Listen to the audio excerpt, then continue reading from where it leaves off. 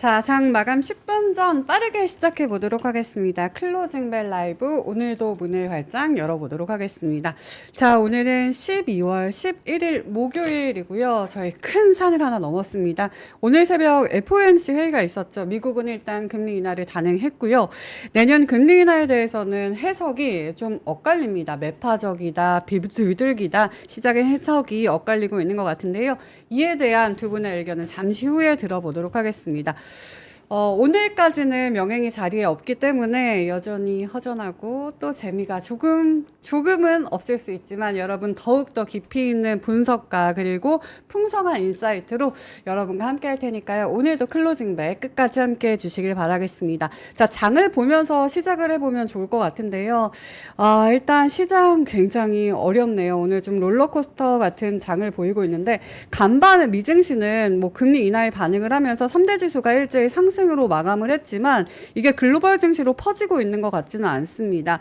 우리도 훈풍을 받아서 상승 출발하나 싶었는데 이내 한 12시 부근부터 코스피가 하락 전환했고요. 여기서 낙폭을 줄여내지 못하고 계속해 하락을 하네요. 코스피 오늘 0.42% 하락, 4,117선 지나가고 있고요. 코스닥은 그나마 조금 낮습니다. 외국인이 조금은 들어와 주는 모습, 코스닥도 상승으로 전환하지는 못했고요. 0.04% 하락, 934선 지나가고 있는 상황입니다. 주가가 우리 생각대로 흘러가고 있진 않은 것 같은데요. 금리 인하가 되면 주가가 상승되지 않을까 이런 기대감이 조금 반영이 되지 않는 것 같습니다. 두 분께 이유 한번 여쭤보도록 할게요. 두 분 모시고 이야기 나눠보도록 하겠습니다. 유니스토리 자산운용의 김장렬 투자전략본부장님 그리고 우리 범송공자 장우진 작가님 모셔보도록 할게요. 안녕하세요. 네, 안녕하세요. 반갑습니다. 이름이 약간 헷갈려요. 네, 여기다가 피디님께서 다른 이름을 적어주셔가지고 어잉 내가 이상한가라고 생각을 했습니다. 일단 두 분 반갑고요. 시장보다 더 중요한 건 건강이잖아요. 그렇죠. 건강 괜찮으세요? 네, 그래도 점점 회복되고 있습니다. 아주 얼굴이 안 나네요. 조금 좋아지신 것 같아요. 우리 네. 본부장님은 네, 어떠세요? 괜찮습니다. 괜찮나요? 네, 알겠습니다. 일단 건강보다 방송이라고 많은 분들이 말씀을 해주시니까요. 저희 계속해 방송에 열심히 임해 보도록 하겠습니다. 일단 그럼 저희 관전평 듣고 시작을 해보면 좋을 것 같은데 시장이 너무 어려워요. 그렇죠. 예, 오늘 어떻게 보셨나요? 총체적으로. 뭐 어려울 수 있을 만한 시장이었다. 네. 뭐 FMC 지나고 오늘 이제 선물 옵션 동시 만기일이니까 오늘까지는 흔들린 다음에 이제 방향성을 잡을 거라고 봤었는데 저는 이제 결론적으로 얘기 드리면 걱정하실 건 없다라고 생각을 해요. 그러니까 FMC에 대해서 뭐 말들이 많은데 저는 단 하나만 보면 된다고 생각을 합니다. 이번 FMC에서 결과적으로 나왔던 걸 보면 양적 완화가 나왔다는 거죠. 양적 완화가 나왔다는 건 단기 유동성에 대한 이슈는 일단은 전혀 할 필요가 없다. 금리 인하 플러스 여기 그 양적 완화 패키지까지 나왔기 때문에 이 상황에서 유동성에 대한 이슈가 없다고 한다면 시장이 더 이상 크게 걱정할 건 사라졌다라고 봐도 크게 무방할 것 같아요. 물론 내년에 금리 인하 속도가 늦어질 것 같아요. 그래서 어떻게 하죠? 라고 걱정할 수도 있겠지만 결국 최근에 가장 큰 이슈, 문제가 됐던 것들은 단기 유동성 이슈이기 때문에 그게 해결된다 그러면 걱정하지 않으셔도 된다라고 얘기할 수 있을 것 같습니다. 일단 크게 걱정하지 않아도 된다. 네. 유동성이 좀 풀리고 있다라고 말씀을 해주셨고요. 우리 본부장님께서는 어떻게 보셨나요? 크게 한 세 가지 정도로 이제 분석한 글들이 나왔는데 네. 공감하실지 모르겠지만 첫 번째는 또 오라클이 좀 시간에서 더 빠졌잖아요. 네. 컨퍼런스 콜 하면서 새삼스러운 건 아니지만 야 엄청난 투자래. 근데 빚은 많어. 무너지지 않을 것 같지만 수익 해결되는 건 잘 모르겠어. 물론 오라클은 오픈AI가 잘 안 되면은 딴 데 팔면 돼라고 얘기했지만 하여튼 거기에 대한 심리가 좀 내려앉은 게 미국에서 그 선물에서 빠지는 거랑 같이 결합되면서 그게 심리적으로 압력을 줬던 것 같고요. 그 다음에 아까 그 금리 인하 그 FOMC에 대해서는 네. 전체적으로는 뭐 매파적이지 않고 이렇게 했지만은 사실은 금리 인하를 우리가 시장에서 두 번 이상 예상을 했잖아요. 기대했잖아요. 근데 한 번으로 끝났다는 그 표면만 보면은 이게 비둘기적인 건 아니고 그냥 유보적인 거예요. 그래서 그게 유보적인 게 중립이에요. 근데 왜 해석을 그렇게 했냐? 저는 그렇게 보거든요. 그 GDP 포캐스트, 경제 전망을 높였어요. 경제가 좋다는 거야. 경제가 좋으니까 고용은 좀 신경 쓰이긴 하지만 그래서 선제적으로 좀 금리 인하를 했지만 경제가 좋으니까 더 많은 데이터가 나올 때까지 금리 인하를 얼마나 할지에 대해서는 내년 가서는 그건 내년에 보자라고 얘기를 한 거라서 3개월 전에 9월 달에 준 금리 인하 한 번 하고 특별히 바꿀 액션을 취할 만큼 근거는 없다. 근데 경제는 좋다. 그래서 신경 쓰니 있어도 그냥 유지하고 가겠다. 3개월 전하고. 그렇게 한 거기 때문에 중립적인 게 맞는데 긍정적인 해석을 한 측면이 있지요. 그래서 그런 측면에서 본다면 동전의 앞뒷면처럼 달리 볼 소지가 있는데 잘 말씀하신 것처럼 스몰 Q를 하는 거랑 마찬가지잖아요. 아니라고 했지만 그 400억 달러인가? 400억 불. 그 네, 채권 사는 일차적으로. 거. 얘네들이 하루에 그 사는 게 하루가 아니고 한 달에 사는 게 미국 국채가 한 5천 한 700억 달러 돼요. 그러니까 400억 달러면 적은 돈은 아니야 사실은. 그러니까 그런 거 있으니까 이걸 네거티브하게 볼 거는 사실은 아니다. 그러니까 오라클의 심리적인 게 두 번째 있었고 또 하나는 장중에 나왔던 건데 죄송합니다 목소리 그래서 근데 네. 뭐 미국의 그 B-52 폭격기 그게 자위대와 같이 자위대 전투기와 같이 이렇게 동해안 쪽으로 이렇게 날아가고 뭐 이렇게 과시를 했다는데. 무력 시위야. 네, 그러니까 중국하고 러시아하고 오. 이렇게 하니까 그런 거 시츄에이션이 뭐 이게 오늘 나온 뉴스인지 우리 오늘 분석에 또 그런 것도 나왔어요. 그러니까 지정학적 리스크에 대한 것도 약간의 곁다리를 붙여가지고 오라클 그다음에 그거에 대한 해석 이런 거 중립적인 해석인데 파지티브 했다가 이 시기 보니까 안 그럴 수도 있어 그런 거죠. 이 세 가지가 겹치셔서 임팩트 더한 거는 변동 심한 거는 아침에도 얘기했는데 변동 심할 때가 예상했어요. 왜냐면 네. 옵션 만기니까 변동 심할 수 있지. 그래서 아침에 얘기할 때 올라갈 때 사면 오늘도 물리기 때문에 네. 사람은 밑에서 사든지 아니면 관망하는 게 맞다. 이게 아주 그냥 취업합해가지고 그냥 난리 뽀개를 그런 거면 장이 미국이 한 2% 올랐겠지. 그렇게 안 하니까 아까 아침에 시작해서 0.2%라서 그나마 다행이라 생각했는데 솔직히 중간에 빠질 수도 있다는 생각이 들긴 했거든요. 그게 딱 12시쯤이죠. 예, 그리고 이제 그런 것들이 나왔으면 한 네. 거니까 뭐 그렇게 오늘 또 빠졌다고 해서 그렇게 신망을 많이 할 건 없고 뭐 이익 전망이 높아지는데 이게 다시 3,850으로 갈 그럴 확률이 높다? 이렇게까지 보는 건 너무 과한 거죠. 오늘 빠진 것 때문에 예, 그렇게 봅니다. 일단 세 가지로 이유를 말씀해 주셨는데 첫 번째는 오라클, 두 번째는 금리 인하에 대한 중립적인 해석, 그리고 마지막으로는 지정학적 리스크 때문에 오늘 시장이 전반적으로 빠졌다라고 본부장님께서 말씀해 주셨거든요. 근데 지금 금리 인하에 대해서 지금 매파적이다, 비둘기파적이다 의견이 엇갈리고 있다라고 하셨잖아요. 여기에 대한 두 분의 의견도 궁금합니다. 어떻게 보세요? 이게 일단은 매파적이었다가 비둘기파적으로 바뀌지 않았나라는 생각도 들었거든요. 저는. 일단 그 FMC 의사록을 보면 네. 그때 저희가 논의했던 거랑 똑같아요. 5명이 반대했습니다. 그 7명이 찬성하고. 그런데 이제 5명 중에 3명은 반대표를 던지진 않았죠. 그래서 파월 의장이 동조를 했고 3명이 반대표를 던졌는데 1명 이제 스티븐 미란 예상했던 부분 네. 그리고 2명이 이제 반대표를 던졌죠. 근데 파월 의장의 영향력이 확실히 약해진 거는 확실해 보입니다. 그전에는 이제 트럼프를 지지하는 사람들이 반대표를 던졌었는데 이번에는 이제 금리 인하를 반대하는 반대표가 나왔고 또 역대 최초거든요. 3명이 반대표를 던진 건.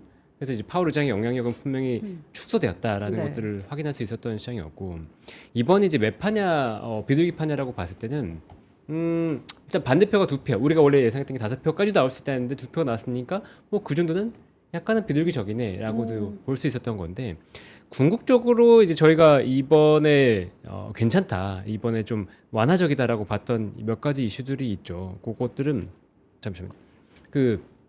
일단은 파월 의장이 금리 인하, 그러니까 금리 인상은 없다라는 걸 단정 지었어요. 네. 네, 그게 가장 컸죠. 금리 인상이 앞으로 없을 거다라고 이제 단정을 지었고 여기에 추가적으로 이제 QT 종료하면서 바로 이제 QE를 하는데 QE의 시점에 대해서 사실 1월부터가 될 거다. 이렇게 얘기가 났었는데 12월 12일부터라고. 아, 땡겨진 네, 거예요. 바로 얘기한 거죠. 그만큼 연준에서도 이 단기 유동성에 대한 이슈를 굉장히 유의 깊게 보고 있고 이 단기 유동성 이슈로 인해서 뭔가 시장에 큰 임팩트가 가는 것들을 제어하겠다라는 것들을 명확한 시그널을 줬거든요. 그러면서 어제 이제 그 시장에서 반등했던 게 은행주, 특히나 중소형 은행주가 강하게 반등을 했어요. 그걸 보면 적어도 지금 신용 리스크는 없다라고 보시는 게 맞다는 거죠. 그러니까 제가 시장이 급등할 겁니다. 시장이 엄청 좋을 겁니다.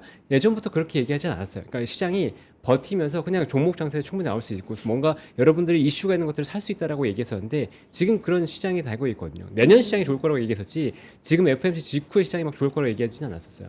근데 지금 보면 유동성을 완전하게 잡고 있기 때문에 유동성에 대한 이슈를 풀었기 때문에 그래서 이번 연준의 이 평가는 비둘기적이다라고 얘기할 수 있는 거고 그런 측면에서 봤을 때 시장을 걱정할 필요는 없다라고 얘기하는 거죠. 그리고 내년에 이제 금리 인하 속도에 대해서는 지금 이 FMC를 걱정할 거, 지금 이 점도표를 걱정할 필요는 전혀 없죠. 왜냐하면 2월에 연준 이사들이 모두 연준 지역 연준 총재들이 다 바뀌기 때문에 그 다음에 들어올 연준 총재들이 어떤 스탠스를 갈지를 봐야 되고 또 5월에 연준 의장이 바뀌면 연준 의사 7명 중에 4명이 트럼프 사람이 되거든요. 그러면 트럼프 입맛에 맞는 정책이 될 가능성이 높아서 물론 상반기에 금리 인하가 없다라고 하는 것들에 대한 리스크는 있겠지만 네. 그래도 금리 인하 연간으로 봤을 때 금리 속도는 전혀 문제가 없다. 그리고 말씀 주신 것처럼 이번에 경제 지표에 있어서도 일단 GDP 좋아요. GDP 좋다고 얘기했고 인플레이션은 생각보다 낮게 측정을 했고 그다음 고용도 실업률을 생각보다 낮게 측정했어요. 그러니까 예전치보다 낮게 측정했다는 거죠. 그러니까 인플레이션은 없고 고용은 괜찮은데 GDP 성장한다. 이건 결국 골디락스를 얘기하는 거거든요. 그럼 이 상태가 되면 굳이 금리를 빠르게 내리지 않아도 되네요. 그러니까 이미 성장이 잘 나온 상태에서 고용이 괜찮다고 한다면 굳이 이걸 낮추지 않는다고 하더라도 시장은 좋아요. 그런데 QE까지 들어왔잖아요. 그러니까 시장은 분명히 비둘기 쪽으로 바라볼 수 있는 상황이죠. 일단 비둘기적으로 해석을 해주셨습니다. 시장의 유동성이 연속적으로 가져갈 수 있다라고 판단을 하신 것 같은데요. 우리 본부장님께서는 거의 다 이야기를 해주셨으니까 네네. 어제 장기 국채를 좀 바라봐야 한다라고 네네. 하셨잖아요. 거기에 대해서만 조금 코멘트를 빠지긴 해주시면 했죠. 좋을 것 같아요. 조금 빠졌지만 지속적으로 빠지는지 봐야 되는데 아까 제가 말씀드린 것처럼 그런 봤을 때는 장국시도 결국은 조금씩 빠질 것 같아요. 근데 아까 지금 그런 해석 이렇게 그 실질적인 QE를 해가지고 유동성을 이렇게 한다는 그거 파지티브에서 그게 비둘기로 봤잖아요. 그거 맞아요. 저도 그렇게 봤고. 근데 이제 그 해석을 달리했던 사람은 무슨 얘기냐면 달리한 게 아니고 이런 거지. 오라클하고 연관해서 이렇게 약한 고리가 있다 이거죠. 전체적으로는 견고해요. 그래서 경제 전망도 높였어. 2.3으로. 사실은 올해가 땡겨서 산 게 있으니까 올해가 못해서 한 게 있으니까 올해 것 하면은 2.1인데 한 얼마 정도 높였어. 1.8이 아니고. 그러니까 전체적으로 그런데 부분적으로는 약한 고리가 있다는 거예요. 그게 오라클을 지명한 그건 아니지만은 그 약한 고리가 있어서 유동성을 신경을 쓰여서 유동성을 풀었다는 건데 QE라고 얘기는 안 했지만 실제로 그렇게 받아들여진 거 이니셜에 받아들였을 때 그렇게 된 거기 때문에 그렇게 해석하는 게 더 맞는 거예요. 근데 오라클이 그렇게 나오고 아까 네. 우리 이 만기가 이렇게 되고 하니까 아까 말한 것처럼 그렇다 하더라도 이게 환호하고 취업하는 게 아니고 2% 올라갈 장은 아니었다니까요. 원래 장 자체가 경계도 하면서 적당하게 뉴트럴하면서 파지티브하고 산타랠리 하면서 이게 눈치 보면서 갔기 때문에 그냥 뉴트럴한 거예요. 이게 제로로 끝나도 할 말이 없는 거라고. 이게 뭐 1몇 % 올라가거나 1% 이상 빠질 정도의 극단적인 아니고 이 정도 2% 정도 움직일 정도는 아니었기 때문에 이 정도의 그 변동성은 감내하고 그러니까 인정하고 가면 돼요. 더 큰 의미를 부여하기는 그렇고 오늘 오라클 방문도 아주 새로운 거 없어. 컨퍼런스 콜에서도 투자를 많이 한대. 네. 누구 오픈해 어떡하냐? 오픈해 딴 데 판대. 알겠는데 그동안에 잘 안 들어오면 어떻게 돼? 그건 모르지. 예, 오픈해가 없으니까 오라클한테 다 팬 거거든 사실은. 근데 사실은 그 리스크가 커지면 코어리브라든지 네오클라우드 그게 더 망가져야 되는 거기 때문에 오라클 말고도 다른 쪽의 주식들의 오늘 반응도 같이 봐야지 좀 더 그 약한 고리가 거기인지 아닌지까지 판단이 되겠죠. 근데 그런 해석까지도 연결된 측면이 없지 않아 있는 것 같다. 이렇게 말씀드릴 수 있습니다. 알겠습니다. 일단 3시 33분 지나가고 있어서 저희 땡땡땡 치면서 이야기를 더 나눠보도록 하겠습니다. 아까 배를 못 쳐가지고 쳐보도록 할게요. 자, 오늘도 전효민 님이 땡땡땡 쳐주고 계시고요. 너무 많은 분들이 땡땡땡 쳐주셔서 하나씩 읽어볼게요. 맙소사 돌님 오셨고요. 금바이 님 오셨습니다. 아비투스 님도 오셨고요. 간보노 님도 오시고 Y2K 님도 오셨네요. 갈리시아 님이 명형 콧물 흘리드만 어디 갔죠 하셨는데 내일 다시 돌아오고요. 이 자리에 오면은 콧물이 계속 나나 봐요. 저도 계속 흘러가지고 여러분들 훌쩍훌쩍 거리지만 약간 조금 더럽겠지만 양해 부탁드리겠습니다. 그리고 G범 AA님이 하이닉스 미는 척하다가 3전을 동시호가에서 밀어냈네 라고 하셨거든요. 지금 많이 바뀌고 있는 상황인가 봐요. 잠시 후에 체크해 보도록 하고요. 양말님이 장렬하제 앞머리 내리니까 젊어 보인다라고 하셨거든요. 저도 오늘 뭔가 약간 사랑스러워 보인다 느꼈거든요. 이게 이게 방송마다 이렇게 저기 머리빨이었구나. 분장하는 쓰는 곳이 스타일이 있나 봐. 네. 내 스타일은 아니고 네. 방송에 몇 개 있잖아요. 네, 유튜브 네. 말고 네. 한 3개 있잖아요. 너무 달라. 여긴 어디 스타일인가요? 그게 말이 돼요? 그게 되게 선전해 주는 건데. 여기 뭐 항상 말하니까. M. M 본드. 그쪽이군요. 여도 말고 저쪽에 있는 애. 어, 이렇게 썼더라고. 그래서 좀 이상하다. 오늘 어색합니다. 약간 너무 어려 보인다라는 평들이 감사합니다. 많습니다. 네. 그리고 막판에 3전 누가 판 거냐라고 화내신 분들 많거든요. 이것도 한번 여쭤보도록 하고요. 많은 분들이 땡땡땡 해주시고 마지막 하나 더 읽어보면 범송곤듀 뷰가 너무 좋은 것 같다라고 칭찬도 있습니다. 자, 지금 그러면은 들어오는 지수 한번 살펴보도록 하겠습니다. 일단 코스피는 낙폭을 조금 더 키웠네요. 마이너스 0.59%로 하락하면서 4,110선에서 마감을 했고요. 그래도 외국인이 막판에 요 주황색 선이거든요.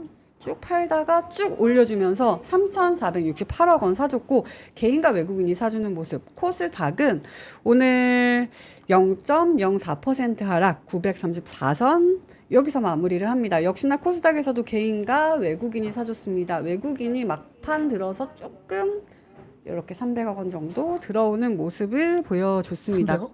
네, 제 거에는 지금 350억 3,000억 원. 아니야? 여기에는 이렇게 됩니다. 내 거는 3,000억으로 나오는데. 아, 그래요. 이거는 코스피는 저도 3,500억. 코스닥. 네, 코스닥은 요 정도로 들어왔고요. 코스피 많이 들어왔네 막판에. 그죠? 그리고 이제 시총 상위 종목들 보면 아까는 우수수수수 다 팔았는데 조금은 바뀌었네요. LG 에너지 솔루션 1% 상승, 바이오로직스도 빨간불로 바뀌었고 삼전우도 빨간불로 바뀌었습니다. 삼성물산이 오늘 조금 강한 모습 보여줬고요. 코스닥 또 아까 파란불이 우수수였는데 많이 바뀌진 않았네요. 오늘 로보티즈랑 리노공업 그리고 뭐 클래시스 요 정도로 빨간불로 마무리하는 모습이었습니다. 자, 그럼 우리 공주님께 한번 시황 여쭤보도록 할까요? 네. 뭐 오늘은 사실은 아까 계속 얘기 드리지만 뭐 그러니까 선물 없는 동시 만기일은 이런 종목 수급이 되는 것들을 크게 볼 수가 없어요. 어차피 막판에 크게 흔들릴 수밖에 없고 수급도 저희가 크게 참조할 수 있는 상황은 아니거든요. 네. 그러니까 이 수급이 뭐 이 종목에 대한 베팅이다, 뭐 어떻게 뭐 파는 거다 이렇게 볼 수가 없기 때문에 그런 수급으로 판단할 수 없고 아까 삼성전자 막판에 누가 팔았냐고 하셨는데 네. 외국인이 팔았습니다. 그러니까 포지션 정리하면서 외국인이 이제 오늘 2,672억 마지막에 엄청 민 것 같아요. 제가 아까 들어왔을 때 3시 20분 정도 체크했을 때 삼성전자가 순매도 상황이 아니었거든요. 근데 막판에 이제 많이 바뀐 것 같고 그다음에 아니죠. 순매수군요. 순매수. 예, 외국인 순매수 2,600을 했고 그러면 기관이 많이 매도한 거네요. 아, 맞네요. 기관이 4,662억 원을 순매도했습니다. 그러니까 기관이 금투 쪽 중심으로 많이 매도한 것 같아요. 아무래도 그런 것 같고. 그다음에 외국인의 순매도는 SK 하이닉스와 이스페타시스 쪽으로 많이 집중됐고 LG 엔솔루션도 많이 순매도가 나왔습니다. 근데 네. 계속 얘기 드리지만 오늘 순매도는 크게 의미를 두고 보실 건 아니고 그냥 이 정도의 순매도가 있었다.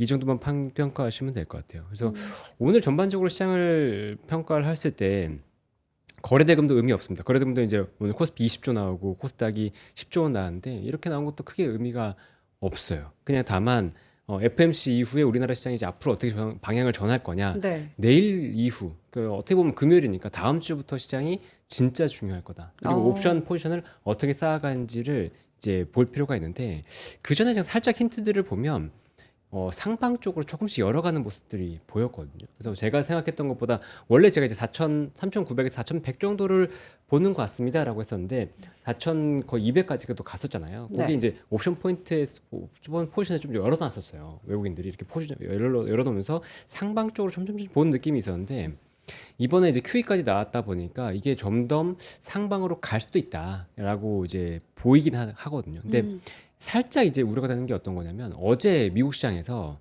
아까 잠깐 말씀드렸던 것처럼 네오클라우드 쪽이 다 빠졌어요.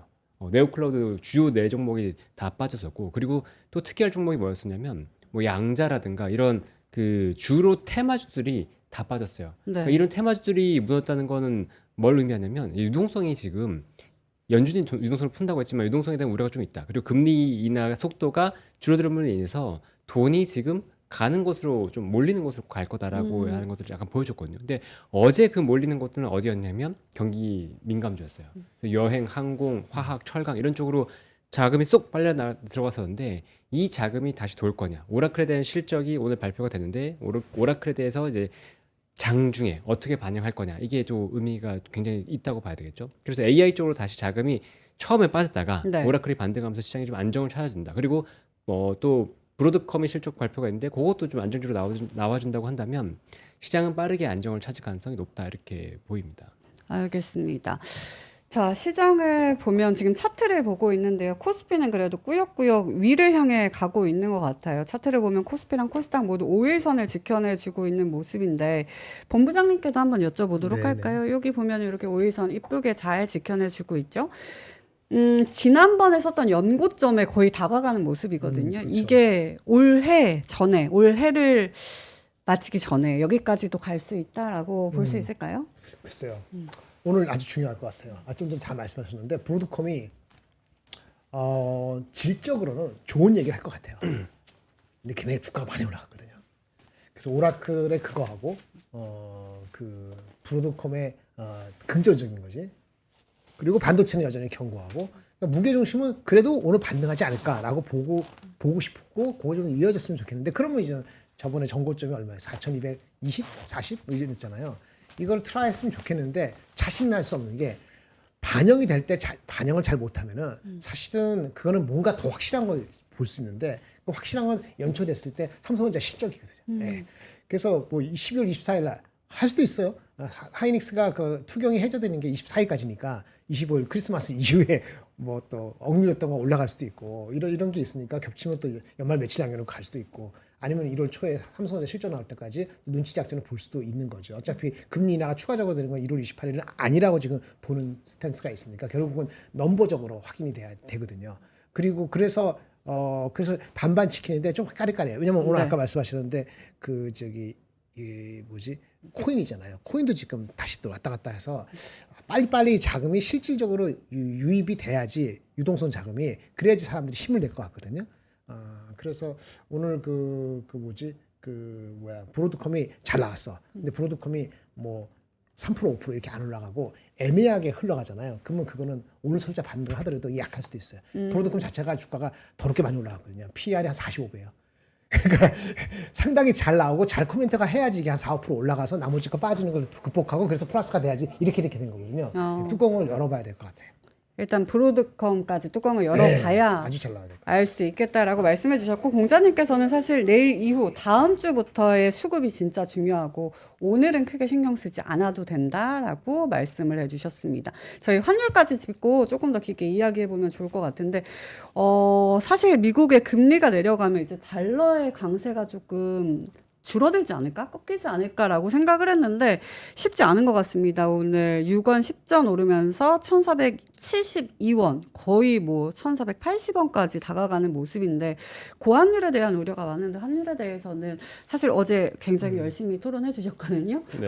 그래서 우리 공주님의 의견도 궁금하네요. 근데 계속 얘기 드리는 건데 똑같아요. 환율은 지금 이 수준에서 크게 걱정할 건 없다라고 봅니다. 그러니까 내년에 우리나라 돈이 많이 풀리니까 우리나라 네. 원화 약세가 될 거다라고 얘기 많이 하시는데 일본과 미국도 엄청 풀 거예요. 진짜 엄청 풀 겁니다. 그래서 우리나라보다 더 풀 것 같아서 이게 돈이 풀리는 것 때문에 우리나라 원화가 약세가 될 거다라고 생각하지는 않고요. 그러면 다른 어떤 변수들이 필요할 텐데 일단 엔달러 환율이 굉장히 중요한 변수가 되겠죠. 다음 주 금요일에 BOJ가 있는데 BOJ에서 금리 인상이 거의 유력하게 얘기가 되고 있죠. 네. 근데 일본 은행에서 금리를 인상을 하면 엔화가 강세가 갈 가능성이 높고 원화도 동반 강세가 될 가능성이 굉장히 높습니다. 근데 이례적으로 일본의 그 재무부 관련된 분이 이렇게 얘기했어요. 엔달러에 일본의 기초 체력 대비해서 엔달러의 적정 환율은 지금 125엔이다. 이런 얘기도 했었거든요. 근데 125엔까지 지금 단기로 가기는 어렵고 그래도 한 140엔대까지는 충분히 갈 수 있을 거라고 보여져요. 그러니까 지금 미국이 돈을 풀기 시작하고 일본이 좀 정세가 안정되기 시작하면 미국 일본으로 흘러갔던 자금 흐름이 좀 변할 수 있다고 생각을 하거든요. 그리고 또 미국도 돈 풀잖아요. 이제 12월 12일부터 이제 양쪽 하나 들어온다고 하면 그 돈들이 또 나오기 시작할 거라서 그러면 환율은 내려갈 가능성이 오히려 높다라고 판단이 되거든요. 그러니까 환율 너무 걱정하지 않아도 될 것 같습니다. 환율도 걱정하지 않아도 될 것 같다라고 말씀을 해주셨습니다. 댓글창 보니까 1,470원이면 안정적인데 뭘 걱정하냐. 익숙해져서 그래요. 아, 벌써 이제- 뭐 한 달 넘게 됐잖아요. 네. 2달 가까이 되니까. 이제 뉴 노멀인 것 같습니다. 익숙해져서. 네, 그리고 민트는 매크로를 좋아하네 하셔가지고 저희 그럼 조금 더 업종 그리고 종목 이야기로 들어가 보면 좋을 것 같은데 오늘은 뭐 말할 게 일단 전력? 일 것 같아요. 어제 뭐 미장에서 지 버노바가 급등을 하면서 우리 시장에도 그쪽이 강했던 것 같은데요. 전력에 대해서는 사실 본부장님께서는 조금 줄여봐도 괜찮겠다라는 의견도 주셨었잖아요. 네네네. 오늘장에서는 확연히 다른 흐름이 보였거든요. 이거는 저희가 앞으로 어떻게 해야 근데 될지. 줄인다고 제로를 만들 필요는 없는 거고 저번에 말씀드린 거 효성중공업 300만 원 리포트 나왔을 때 240만 원 가고 그랬을 때 그때 제가 이제 저기 우선순위가 아니다라고 떨어뜨리고 네. 지금 190만 원대니까 오늘 올라서도 그 돈을 유지합니다. 우선순위 아니에요. 하이닉스, 삼성전자 대비해서 우선순위 아니고 하지만 그 효성중공업 같은 경우는 항상 200만 원 정도가 항상 이슈예요. 그래서 200만 원 넘어갈 때는 넘버를 체크해야 되고 200만 원 안 될 때는 기회다라고 생각을 하는데 효성중공업 갖고 계신 분도 계실 수 있으니까 조금만 더 말씀드리면 네. 얘네가 지금 컨센서스가요. 내년에 한 45% 성장한다고 보고 있어요. 45%. 45%. 영업 이익이. 내후년도에 35% 성장한다고 보고 있어요. 오. 이런 성장이야. 그리고 뭐 이제 난리치고 전력 AI 그런 건 사람들이 전력 AI인데 느낌 어떠세요? PR 얼마 줄 거야? 줘야 될 것 같아요. 우리 공자님. 얼마 정도 줄 수 있냐고요? PR 얼마 정도 주면은 이 정도는 부담 안 되지 않아?라고 생각하는 게 있을 거 아니겠어요? 얼마 정도 주면 될 것 같아요? 지금 전력기기는 그래도 한 25배 정도까지는 좀 그렇죠. 네. 전 30배. 그러니까 이게 그러니까. 이 네. 최근에 나온 이익 기준으로 내년도 이익으로 내년이랑 내후년이 다른데 내년 이익으로 하면 얘네들이 효성중공업이 미국 쪽을 많이 팔아야지 이익이 좋아지거든요. 미국 쪽에 나가는 속도가 있으니까 내년보다 내후년을 땡기면 좋은데 지금 내후년을 땡길 것이냐 말 것이냐 까리하면은 지금 내후년을 땡겨서 그렇게 부르는 건 조금 무리다라고 제가 본 거예요. 그게 내후년이 좋은 어닝 기준으로 30배 떼지면 300만 원. 내년 어닝에다가 30배 때리면은 240만 원. 지금 200만 원. 어떻게 하시겠어요? 그렇게 물어보는 거거든. 저번에 그 230만 원 갔을 때 제가 하이닉스 맛이 64만 원 갔을 때 일단 프로핏 테이킹의 가능성이 있다라고 말씀하고 똑같은 겁니다. 펀더멘털 제가 뭐라는 게 아니에요. 우선순위도 있고 그 사이에 쉬는 동안 뭐 갔어요? 2차 전지도 가고 바이오도 가고 로봇도 갔잖아요. 그리고 오늘 간만에 반등한 거죠. 미국 쪽에 하니까. 그런 순환매적인 걸 관점에서 본 거고 200만 원이면 비싸지 않아요. 근데 엄청 싸다고 얘기하는 거는 내후년 걸 땡기지 않으면 엄청 싸다고 얘기하기도 좀 까리까리해요. 이 정도고 크리티컬한 건 뭐냐? 아까 이익의 전망 바뀔 수 있지 않아요? 김장현 씨가 뭘 알아요? 그렇잖아. 그렇지. 그 애널리스트 모르겠지. 또 바뀌겠지. 지금 미국의 비중, 미국으로 가는 거, 미국으로 판매되는 거는 있잖아요. 마진이 30%가 넘어요. 근데 다른 쪽이 마진이 나빠서 평균 한 15%밖에 안 나, 14%밖에 안 나거든요. 미국에서 받는 수주가 지금 한 40%인데 그게 더 빨리 되면은 이 어닝 포캐스트가 바꿔지고 아마 200, 한 5, 60만 원 가더라도 30배가 안 될 겁니다. 그러면 아마 200만 원 넘어서 편안히 갈 거예요. 거기 와 있어요. 효성중공업은 그렇게 말씀드리는 거예요. 이게 대장주기 때문에 이거 기준으로 이게 210만 원, 220만 원 할 때 넘버를 체크해라. 그러면 260만 원까지 보이면 여기서 한 5, 6% 가면은 그때는 비중을 전체적으로 괜찮겠네라고 들어갈 수 있는 그런 분위기인데 지금 거기에 딱 걸려서 이제 머리를 찌들었다. 갖고 계신 분들은 조금 기다리셔야 될 것 같아요. 이 정도. 일단 본부장님께서는 전력을 우선순위로 두지 않겠다. 기존의 그 스탠스를 그대로 가져간다라고 말씀을 해주시면서 효성중공업까지 짚어주셨는데 사실 그간 시장의 수급을 보면은 약간 제한적이었잖아요. 그래서 뭐 쏠리는 게 바이오 잠깐 쏠렸다가 로봇 쏠렸다 이렇게 순환매가 도는 모습이었는데 지금 금리 인하를 한다고 하면서 수급이 조금은 퍼져 나간다라는 관점에서 봤을 때는 오늘 전력으로 간 수급이 의미가 있다고 보시는지 공주님은 어떻게 보세요? 계속 말씀드린 선물옵션 동시 만기 때문에 살짝은 좀 불안하긴 한데 FOMC 끝나고 나서 저는 이제 돈이 어디로 갈지 진짜 계속 보고 있었어요. 네네. 시장에서. 근데 보니까 원전이랑 전력기기 쪽으로 많이 쏘더라고요. 그러니까 원전 전력기기는 오늘 뭐 변동은 물론 있었지만 계속해서 빨간불 켰던 몇 안 되는 이제 테마 업종 중에 하나였어요. 그래서 저는 AI 쪽으로 여전히 좀 관심이 있구나. 오라클이 저렇게 똥물을 뿌렸지만 그럼에도 불구하고 네. AI 쪽으로 여전히 좀 긍정적으로 보고 있고 특히나 전력 쪽은 좋게 보고 있구나라는 것들을 좀 판단했고 또 봤을 때 트럼프가 저는 돈을 풀 거라고 분명히 보고 있는데 트럼프가 돈을 푸는 게 어느 방향으로 갈 거냐. 우선적으로는 전력 쪽, AI 쪽으로 갈 수밖에 없거든요. 그리고 AI를 지원하기 위해서 전력 쪽으로 갈 수밖에 없기 때문에 이쪽으로 선제적으로 좀 포커스를 두는 거는 맞는 것 같습니다.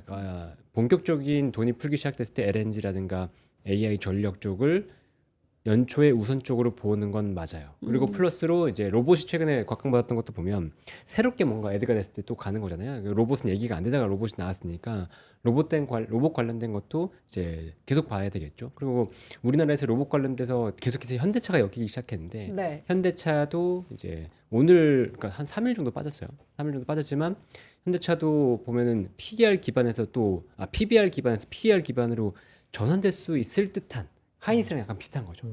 뭔가 바뀔 것 같은데, 진짜 바뀔 것 같은데라고 하는 그런 흐름들이 있는데 이게 유동성이 탁 치면서 정말 바뀌고 사람들의 생각이 변하게 될지 이게 굉장히 중요한 부분이라고 봅니다. 근데 사람들의 생각이 정말 갑자기 바뀔 수 있다는 것들을 오늘 느낀 게 뭐냐면 네. 부동산.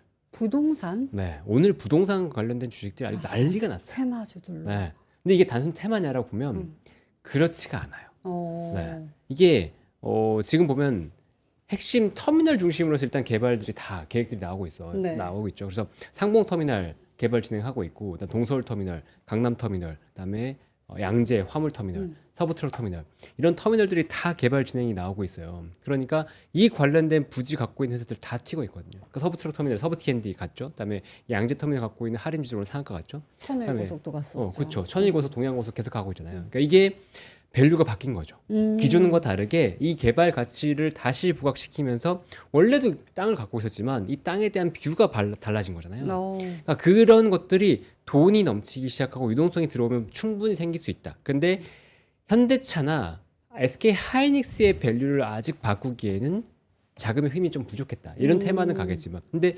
그것도 내년에 유동성이 본격적으로 들어오기 시작하면 가능성이 있어 보인다는 거죠. 그래서 내년에 전차를 계속적해서 좀 유익 있게 봐야 되는데 바뀔 거다, 확실하다 이렇게 아니고 그 가능성이 보이고 만약에 진짜 외국인들이 그쪽으로 쏘기 시작한다 그러면 지금의 밸류가 바뀔 거기 때문에 그런 그 예전의 생각을 변화시켜야 됩니다. 네, 예전의 밸류로 평가를 하면 네. 야 조선주 나 이렇게 갈 줄 몰랐는데 나 방산 이렇게 갈 줄 몰랐는데 이렇게 손가락 받는 가능성이 생기는 거죠. 네.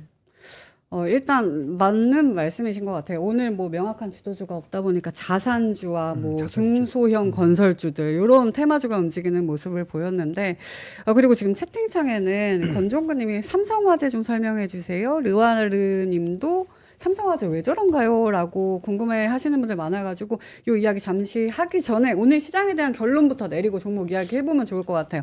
마이클 버리님이 아무튼 오늘부터 분할 매수에 그냥이라고 앞으로 시장 좋게 봐주셨고요. 만준주님은 사탄 랠리가 시작이다. 오늘부터 사탄이 올 거다라는 산타가 아닌 사탄에 대한 이야기를 해주셨거든요. 두 분은 그래서 오늘 딱 큰 이벤트가 딱 소멸이 됐잖아요. 그리고 우리가 너무나도 기다렸던 이벤트였는데 이게 딱 뚜껑이 열려진 이 지금 시점에서 우리가 앞으로를 어떻게 전략적으로 나가야 할지 요거 한번 여쭤보면서 시작할까요, 먼저 본부장님? 근데 전략은 그러니까 장이 네. 3,800 저번에 트라이하던 이런 식으로 내려갈 계제는 아닌 것 같다. 그거는 이제 금리 인상은 지금 논의가 안 됐다. 정확히 보면 금리 인상을 없다고 단언한 건 아니지만 네. 금리 인상이 지금 현재는 그게 논의에 테이블에 있지 않다라고 얘기해서 어느 정도 하방을 확실히 해줬거든요. 근데 하방을 해줬으니까 우리도 마찬가지죠. 과하게 빠지면 나쁘게 대응할 필요가 없는 거예요. 그게 이제 우리 했을 때 사람들에게 3,900. 저번에 3,800까지 3,900 올라왔고 우리 호플리는 그렇게까지 안 내려가고 4,000 맥스 내려가도록 이렇게 바라보는 시각이 좀 우세한 거죠. 그리고 거기에 저도 동참하고 있는 거예요. 그래서 그런 관점 본다면 많이 빠진 걸 돌려막기를 해야 된다. 돌려서 해야 된다. 아까 현대차 잘 보셨는데 현대차의 분위기도 그렇게 바뀐다는 거. 이제 목표가가 이제 40만 원 이상 나왔을 때 PBR로 0.9배, 1배 가까이 가면 그 80%만 해서 28만 원 정도, 29만 원, 28만 원 여기서 한다면은 접근할 수 있는 레인지에 들어오는 거예요. 서두르지만 말고 저번에 30만 원, 32만 원 갈 때 항상 그때 서두르지 말고 이제 내려갈 때 바닥이 있을 수 있다는 생각을 갖고 접근하면 달라진다는 거죠. 그래서 그런 의미가 접근하시면 뭐 그게 어느 종목이 됐든 현대차가 됐든 뭐 현대오토가 됐든 뭐가 됐든 간에 하이닉스가 됐든 다 마찬가지 비슷하게 적용된다. 자산주 같이 이렇게 특이한 경우는 완전히 다른 거니까 진짜 그 갬블이 약간 들어가야 되는 거니까 그렇게 보시면 될 것 같아요. 적절하게 자기 중심을 한 70% 잡고 나머지 뭐 이렇게 움직이는 거 한 20% 플레이 하시면 뭐 4,000에서 4,200 왔다 갔다 하다가 4,300 될 수 있다고 보면은 뭐 그렇게 뭐 흥분할 건 없죠. 진짜 극단적으로 산타와 사탄이면은 산타네요? 산타라고 할 수도 없고 사탄은 뭐 인생에다 사탄 산타 다 있는 건데 뭐. 어. 나한테 사탕을 주면 산타고 네.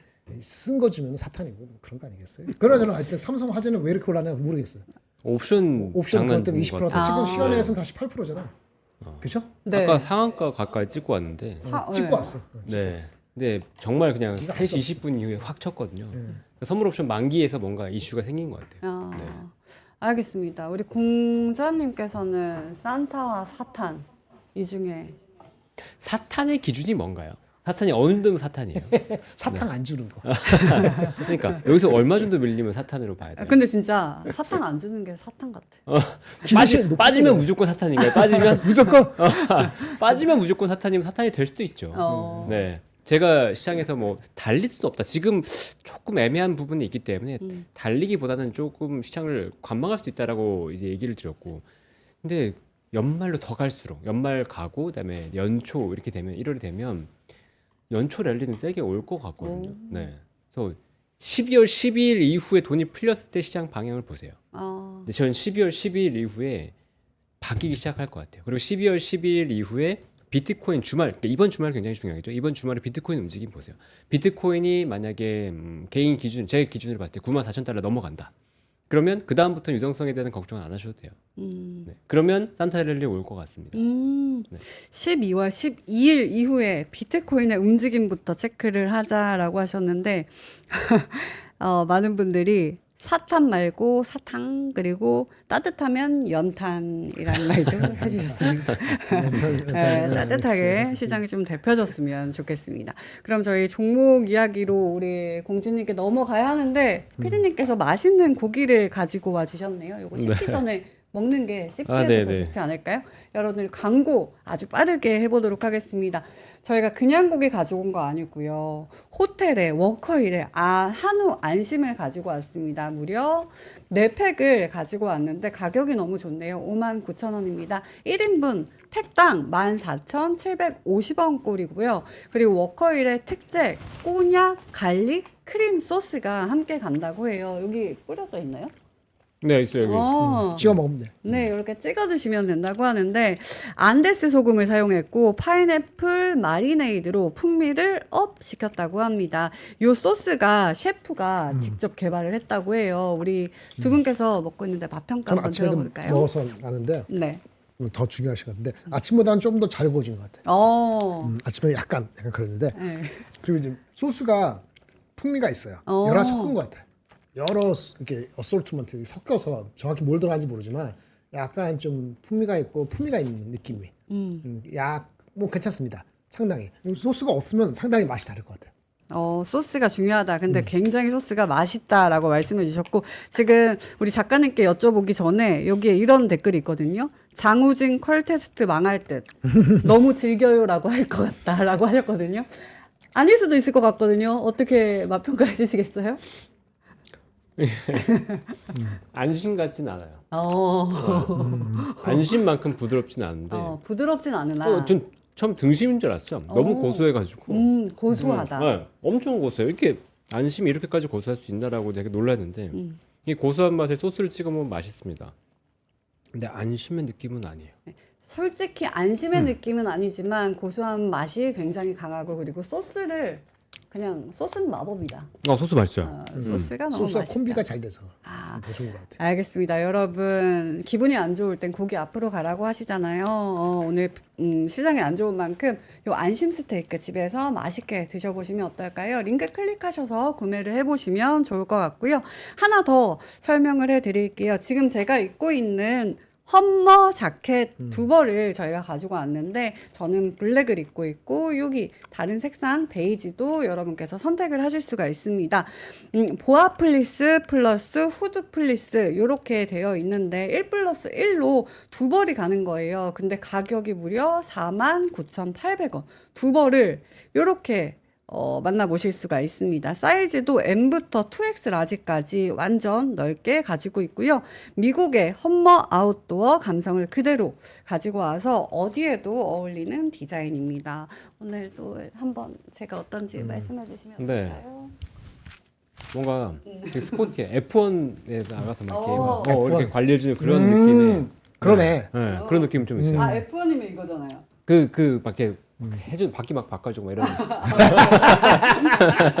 아 시장에 바퀴가 있으면 제가 바꿔가지고 빨리 달리게 할 것 같은데 여러분 요 자켓 한번 입어보시면은 굉장히 따뜻하고 편안해서 매일매일 일상 속에서 입으실 수 있을 것 같으니까요. 이것도 구매 링크 클릭하셔가지고 구매해보시면 좋을 것 같습니다. 자 그럼 저희는 시장 이야기로 다시 돌아가 보도록 하겠습니다. 우리 공주님께서 준비하신 자료들 보면서 계속 네, 얘기할까요? 하시죠. 네.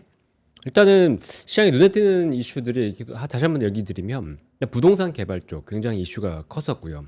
그다음에 자율주행이 굉장히 좋았어요. 그러니까 자율주행 중에서 약간 스몰 테마, 그러니까 약간 작은 종목들 중심으로 좀 좋았고 현대 오토에보는 좋지 않았거든요. 네. 아까 얘기 드렸던 원전 전력기기 로봇 전체적으로 테마가 있지는 않았고 일부 종목에서 뭐 이슈가 있는 종목 중심으로 좀 좋았고요. 그다음에 바이오도 선별적으로 좀 좋았어요. 네. 네, 오르는 것들은 오르는데 안 오르는 것들은 안 오르고, 그러니까 좀 특이했다. 근데 분명히 호재가 있는 거에 굉장히 강하게 반응하는 시장이고 양시장 모두 하락했음에도 불구하고 상승 종목이 더 많았던 시장이다. 그러니까 이 시장에서 걱정하고 너무 막 두려워할 건 전혀 없는 거죠. 그러니까 대형주가 약간 눌려 있으니까 대형주 중심을 갖고 있으면 약간 속상할 수는 있겠지만 그렇다고 해서 시장을 뭐 포기하거나 지금 도망차 이런 시장은 전혀 아니다라고 다시 한번 얘기 드리고, 오늘 그 테슬라의 영향이 있었던 것들 일단 자율주행 관련해서 먼저 좀 얘기 드리면 네. 일론 머스크가 3주 안에 텍사스주 오스틴에서 완전 자율주행 로보택시를 선보이겠다. 얘기가 나왔거든요. 근데 지금까지 로보택시가 있었어요. 운행을 했는데 조수석에 감시자가 있었거든요. 그래서 혹시나 문제가 생기면 조수석에서 바로 이게 통제를 했었는데 그것 없이 첫 완전 자율주행 서비스를 도로에 선보인다라고 이제 발표했어요. 근데 일론 머스크가 워낙 이제 뻥을 많이 치니까 정말 3주 안에 발표할지는 모르겠지만 네. 어쨌건 이렇게까지 자율주행 관련된 얘기가 나온다고 한다면 자율주행이 또 이슈가 되겠구나. 이런 이제 얘기가 나온 게 아닌가 싶습니다. 근데 미국에서 자율주행 그 택시들 움직이는 동영상 많이 봤거든요. 네. 그렇죠. 근데 그거 항상 옆에 그럼 사람이 있던 거예요? 슈퍼바이저가 테슬라 거는. 있었지. 네. 아. 테슬라는 있어. 그 슈퍼바이저, 언슈퍼바이저 이렇게 나오는. 네. 아. 근데 웨이모 같은 경우는 없었죠. 어. 네. 근데 웨이모 같은 경우에는 그 지역에서만. 아 범위가 딱 네. 정해져 그 있군요. 지역에 그 맵이 있고 정해진 원래 그 뭐라 그러지? 학습된 그 지역에서만 돌 수 있었고, 물론 이제 일론 머스크 이 테슬라 같은 경우도 텍사스 오스틴에서만 되긴 하지만 그래도 좀 더 자유롭게 될 수 있는 걸로 알고 있어요, 개인적으로는. 그리고 이 관련해서 이제 보면 네. 슈어소프트테크가 오늘 굉장히 셌거든요. 네, 슈어소프트테크는 현대차가 2대 주주인 회사입니다. 네, 이 회사가 특징적인 게 뭐냐면 소프트웨어 검증을 하는 회사예요. 특히나 이제 미션 크리티컬 소프트웨어라고 해서 뭐 원전이나 자율주행이나 이런 것들은 소프트웨어가 문제가 생겼을 때 크게 사고가 날 수 있잖아요. 인명사고가.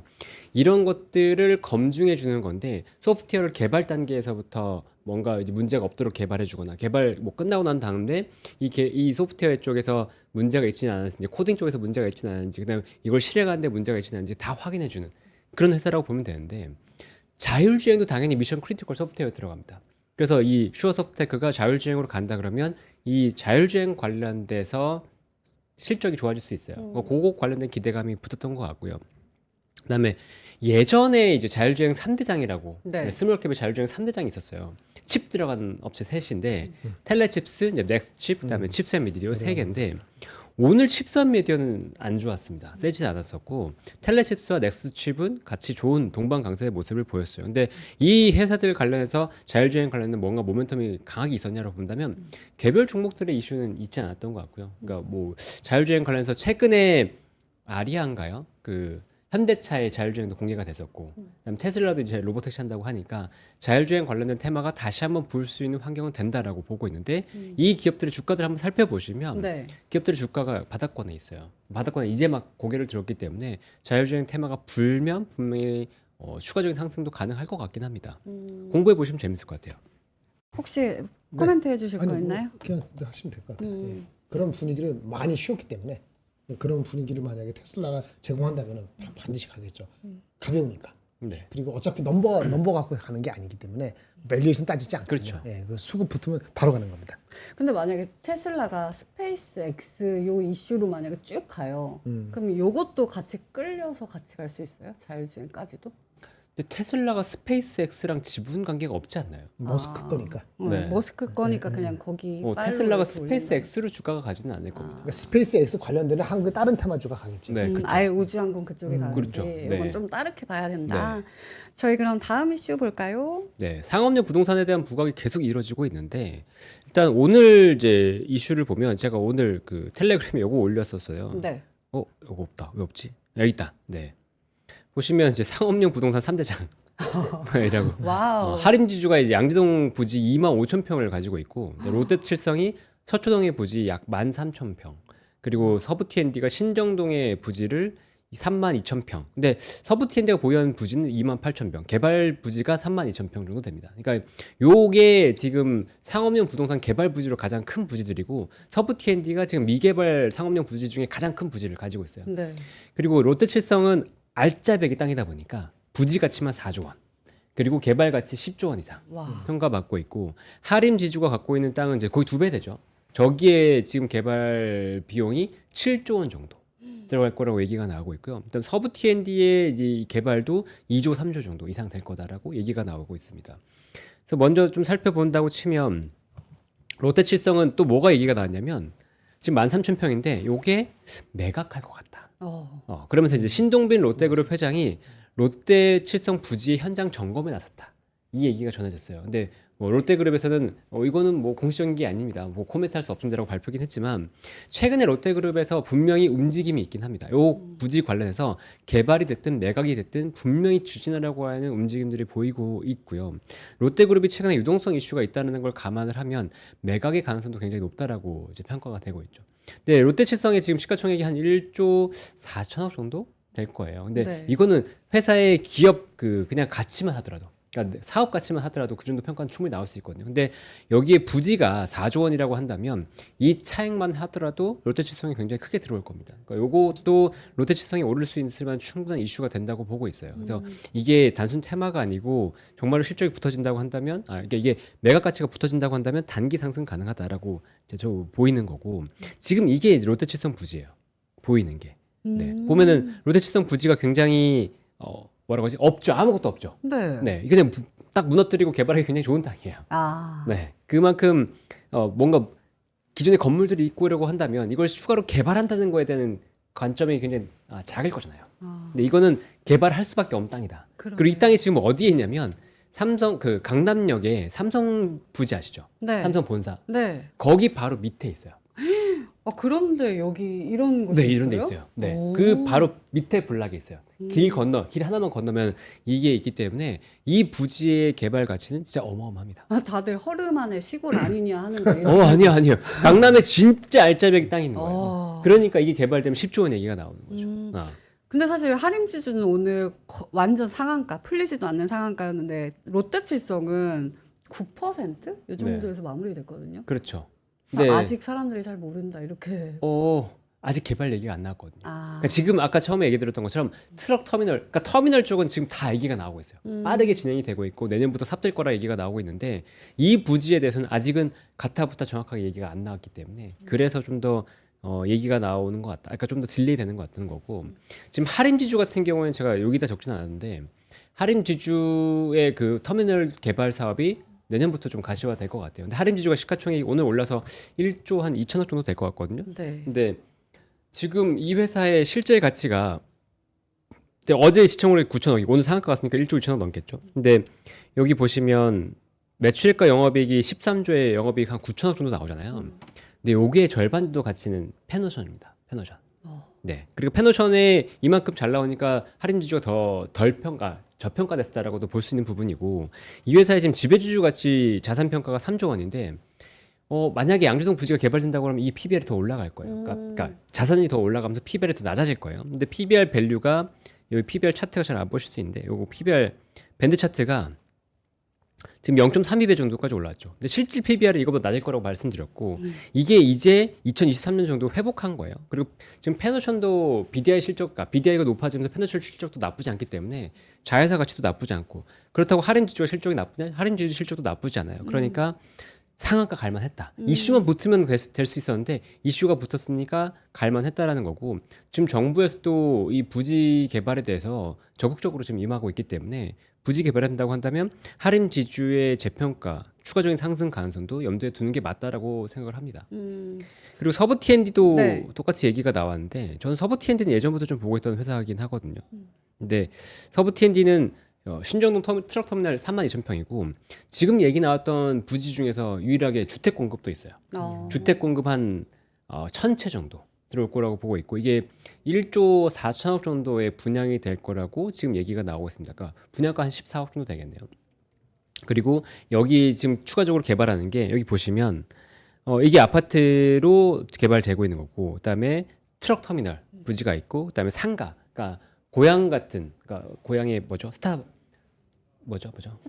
스타필드. 네네. 스타필드 같은 것들을 개발을 해요. 어. 근데 스타필드보다 연면적은 더 넓다라고 하고 있거든요. 그리고 이 터미널 쪽은 아마 매각이 될 거라고 보고 있습니다. 그래서 서부 T&D에서 뭐라고 얘기하냐면 이 부동산 그 주택 분양이랑 그다음에 요거 터미널 매각으로 이 개발 비용을 다 충당한다는 거예요. 개발 비용 다 충당하고 우리한테 남는 건 고양 스타필드 같은 대규모 상업지구가 남는다. 그러니까 돈 안 들이고 내 돈 안 들이고 네네. 상업지구 개발해서 수익을 계속해서 창출할 수 있다는 거죠.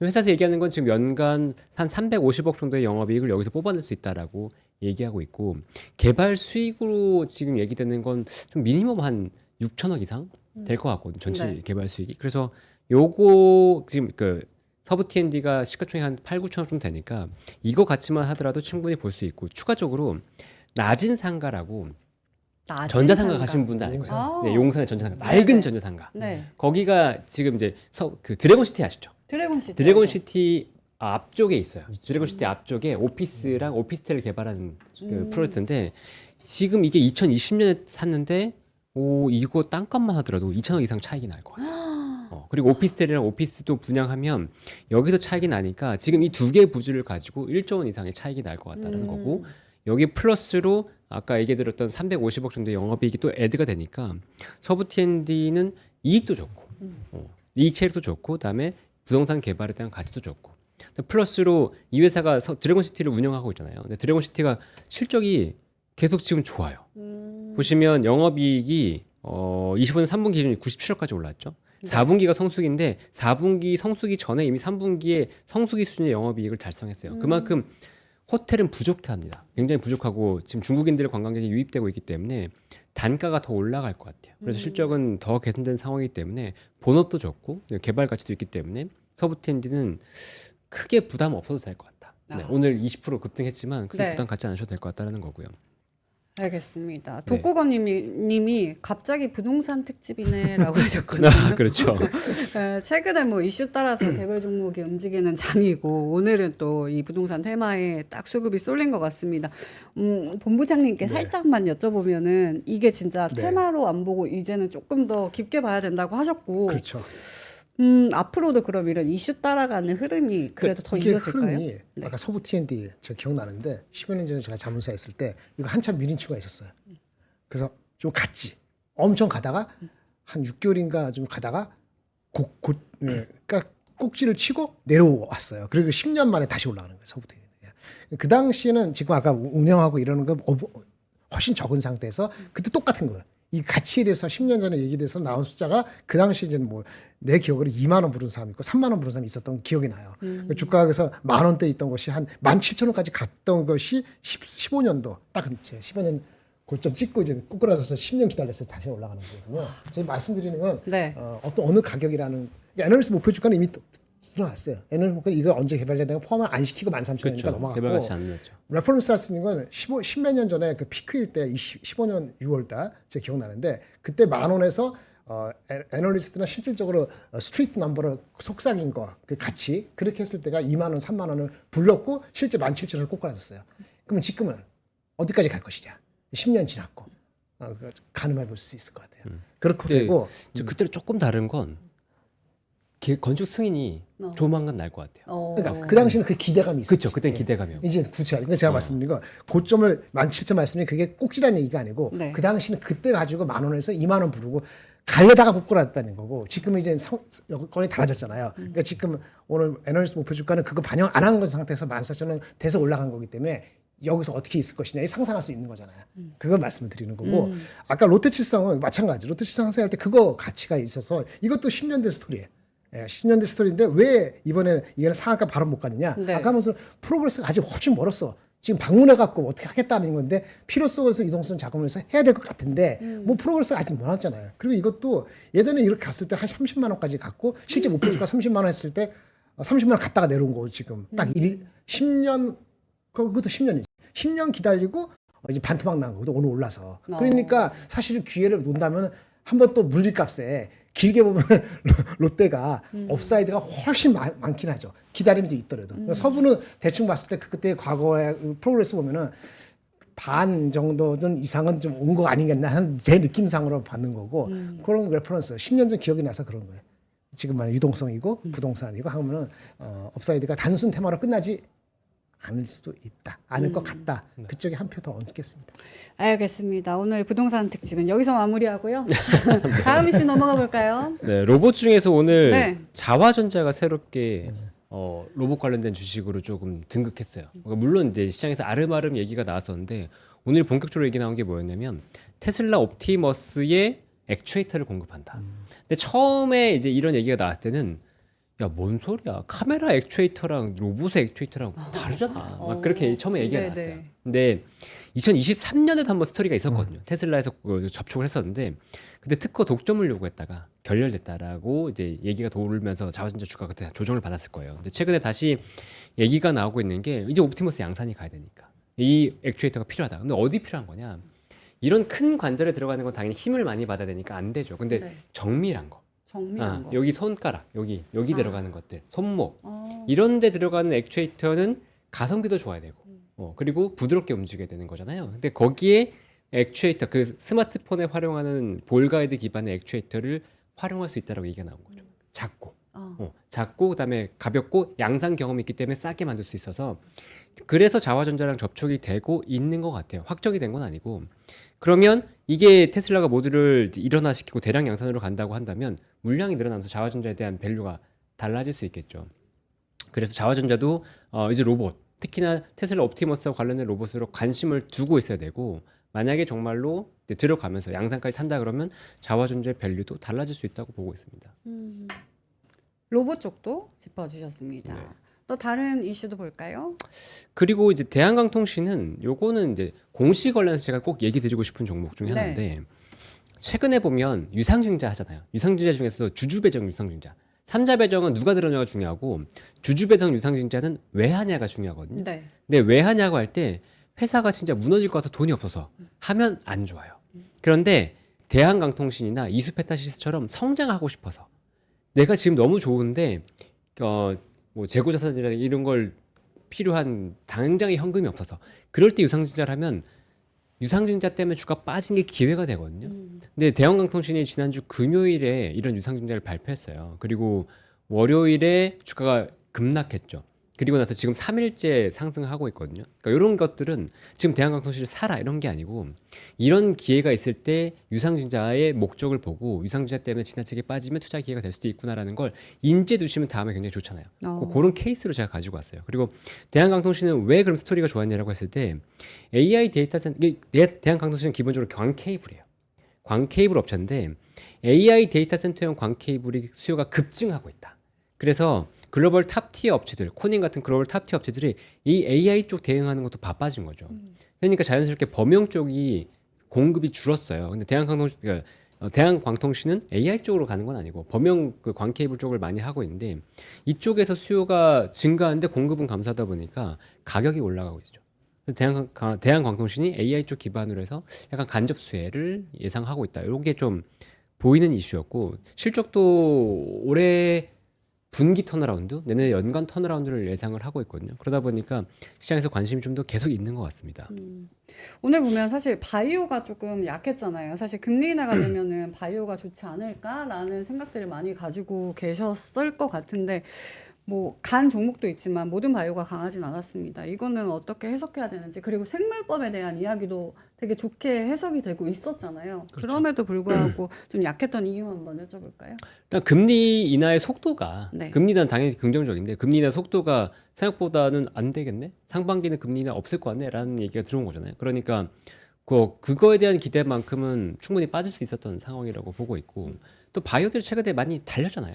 네, 많이 달리다 보니까 거기에 대한 부담도 충분히 있었다고 보고 있거든요. 그러니까 쉬어갈 수도 있는 국면이었다. 그리고 자금의 순환이 나오는데 부동산 쪽이 거의 확실하게 지금 자금이 들어가는 쪽이 되다 보니까 네. 그런 쪽으로 바이오 쪽에서 당연히 자금이 빠져서 들어가겠죠. 반도체나 자동차에서 빠져서 거기로 들어간다고 보기는 어렵고 바이오는 충분히 순환매 쪽으로 이런 로봇이나 그다음에 부동산 쪽으로 갈 수 있는 부분이어서 그래서 이슈가 없는 바이오들은 빠질 수도 있었다. 많이 올랐고 그렇게 볼 수 있을 것 같습니다. 금리 인하가 빠르게 되지는 않을 것 같다라는 그러한 의견들이 바이오의 오늘 부진을 조금 야기시켰던 것 같습니다. 그럼 우리 본부장님께는 요 SK 하이닉스 네네. 삼전 요 얘기만 한번 묻고 또 인사이트 네. 한번 여쭤보도록 할게요.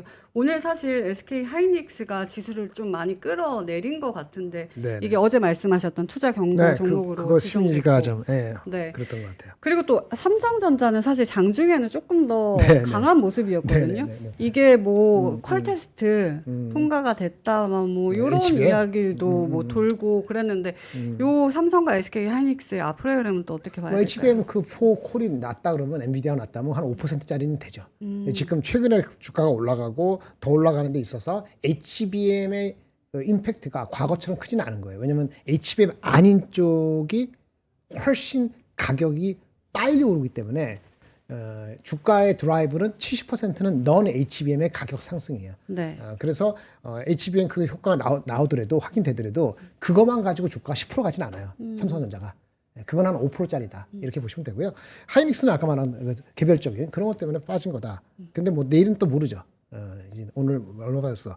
오늘 56만 5천 원 3% 됐잖아요. 넘게 빠졌어요. 네, 그러면 이제 어저께 했으니까 앞으로 58만 7천 원, 58만 7천 원, 60만 원 갈 수도 있고 55만 원 갈 수 있는데 별 의미가 없어요. 근데 이게 오라클의 영향을 받진 않아요. 오라클 영향은 아닐 것 같은데 그냥 투기 영향에서 크고요. 물론 오라클 분위기 있지. 삼성전자도 마편을 뺀 것도 그런 영향이 있을 수 있으니까 있을 수는 있죠. 있을 수는 분명히 있습니다. 오늘 만약 어떻게 될지 모르지만 그게 핵심은 아니다. 네. 그것 때문에 주주에서 빠질 수 있는 그런 건 아니고 옵션 만기도 있고 하니까 일단 어저께 좀 많이 올랐죠. 어저께 올라간 거 다 토해낸 정도인데 뭐 어쩔 수 없습니다.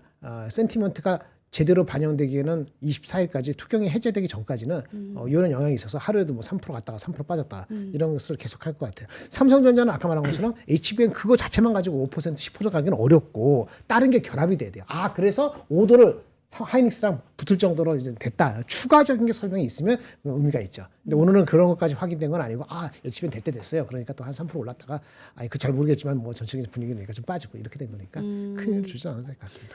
투경이 해제되기 전까지 SK 하이닉스는 이러한 변동성이 흐름이 있어요. 조금 변동성이 있을 수 있다. 그럼 브로드컴 실적은 어떻게 좀 영향을 줄까요? 그러니까 말한 것처럼 브로드컴 실적은 크게 변화가 없을 거예요. 저번에 말씀드렸는데 다시 한번 볼까요? 네. 자, 한번 봅시다. 이게 몇 페이지일까요?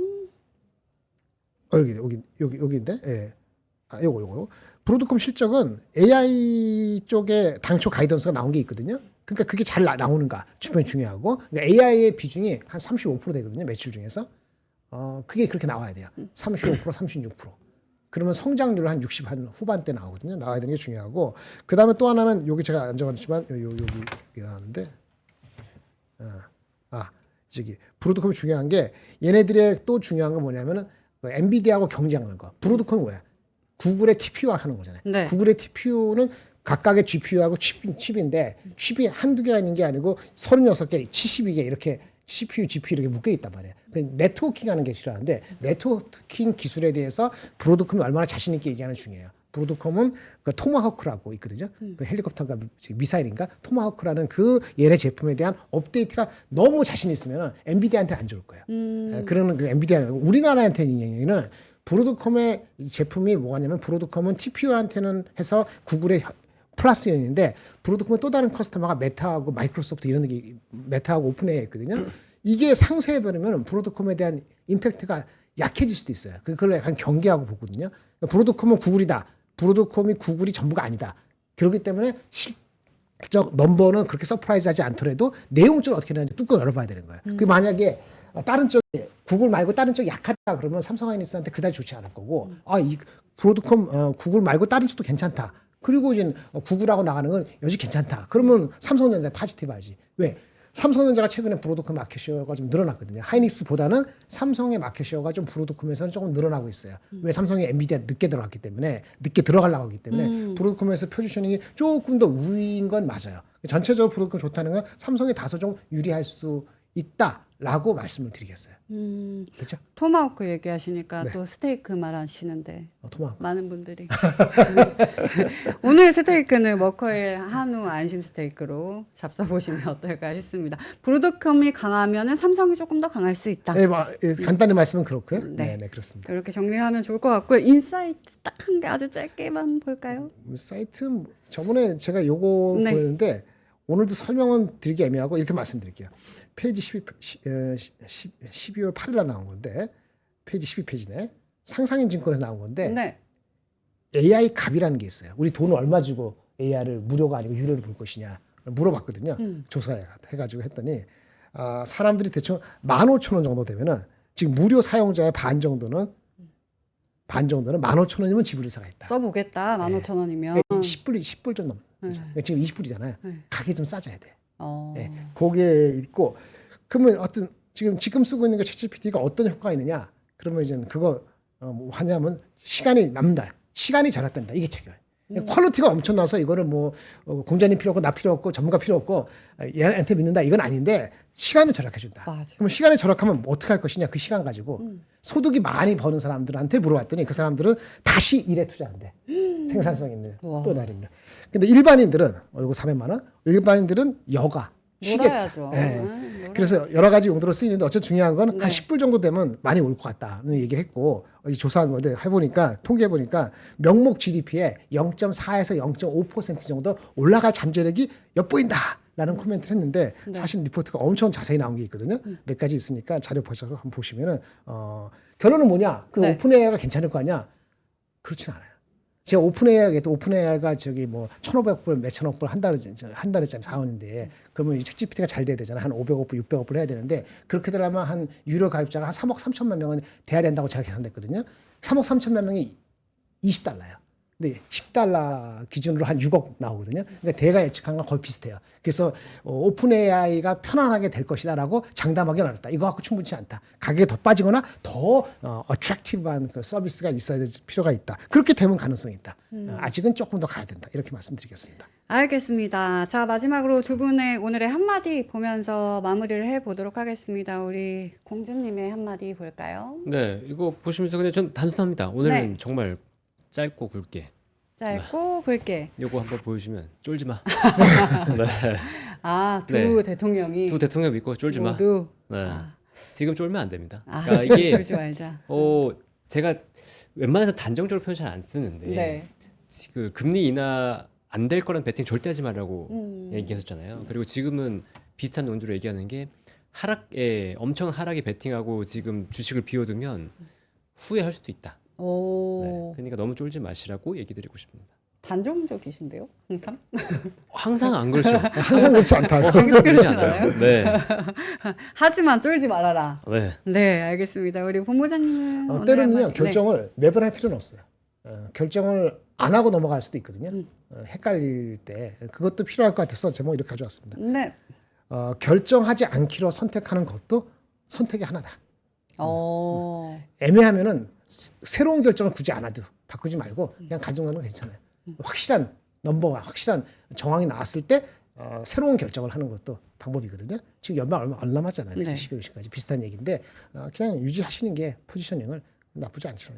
아, 일단은 이대로 가져가. 쫄지 마. 이거네. 쏘는 건 모르겠지만 쫄 수도 있지. 일단 지금은 쫄지 말자. 네. 라고 오늘의 결론을 내보면서 저희는 마무리를 해보면 좋을 것 같습니다. 자, 지금까지 김장렬 본부장님 그리고 장우진 작가님과 함께 했는데 오늘도 두 분 좋은 말씀 감사하고요. 함께 해주신 여러분도 감사합니다. 내일은 또 재미가 보장된 명행이 돌아오니까요. 여러분들 많이 함께 해주시길 바라겠습니다. 시청해주신 여러분 감사합니다. 감사합니다.